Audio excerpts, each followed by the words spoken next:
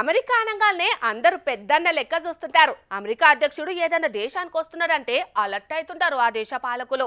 మొన్నట్లా G7 meeting లో కూడా నేను బాస్ అనుకుంటా మస్తుగా పాల్గొట్టిండు టింగరి ట్రంప్ సారు. కానీ గీడ అమెరికాగా ఆల్దిసినట్టే అయ్యిందోలా.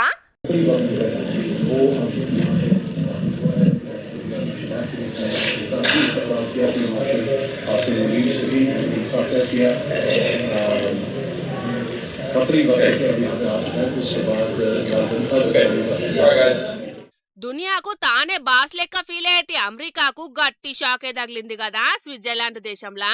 మొన్నట్లా ట్రంప్ సారు నేనే బాస్ అన్న రేంజ్ లో బిల్డప్ ఇస్తే ఇప్పుడు America vice president JD Vance సారును దేకెటోళ్లే కారువైనరులా ఇదే దేశంలో జరిగిన ఓ మీటింగ్ లా. అమెరికా పవర్ ఏంటిదో చూయిస్తా అనుకొని పోతే ఖతర్ ప్రధాని షేక్ మహమ్మద్ సారు అసలుకు పట్టించుకుంటే ఒట్టోల్లా. అమెరికా, ఇరాను, పాకిస్తాను, ఖతర్ దేశాల హై లెవెల్ మీటింగ్ ఇది.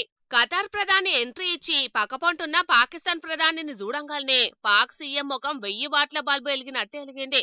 గట్టిగా షేక్ హ్యాండ్ ఇచ్చి 2 3 చెట్లు మాట్లాడుకున్నారు. ఇక సరిగ్గా ఈయన్నే అసలు కామెడీ జరిగింది. పాకిస్తాన్ ప్రధాని పక్కపోంటే సూటు బూట్ వేసుకొని నన్ను వల్కరిస్తాడు, ఇప్పుడు షేక్ హ్యాండ్ ఇస్తాడని ఆశగా ఎదురు చూసిన America vice president JD Vance సార్ను కనీసం కన్నెత్తు సుతం చూడలేదు ఖతార్ ప్రధాని. ఇది సోషల్ మీడియాలో ఇప్పుడు పెద్ద వైరల్ అవుతుందిలా. ఓ పలకరింపు లేదు, చిన్న షేక్ హ్యాండ్ లేదు. కనీసం నువ్వు ఉన్నవా తమ్ముడు అన్నట్టు ఓ లుక్కు కూడా ఇయ్యలేదు జేడీ వాన్స్ దిక్కు చూసి. పాక్ ప్రధాని సార్ తోటి మాట్లాడి అట్లనే పక్కకు తిరిగి వెళ్లిపోయిండు. అట్లా చేయంగా జేడీ వాన్స్ సారు గాలికి షేక్ హ్యాండ్ ఇచ్చినట్టయిందోల్లా. అటెంకా ఏం చేయాలనో తెలియక కోటు గుండీలు చదురుకుంటా సీరియస్ లుక్ కోట్ ఇచ్చిండు. మొత్తానికి ఆంక్షల పేరిట దునియా దేశాలను ఆగం పట్టించే పెద్దన్న అమెరికాకు పెద్ద అవమానమే జరిగింది పోన్రి.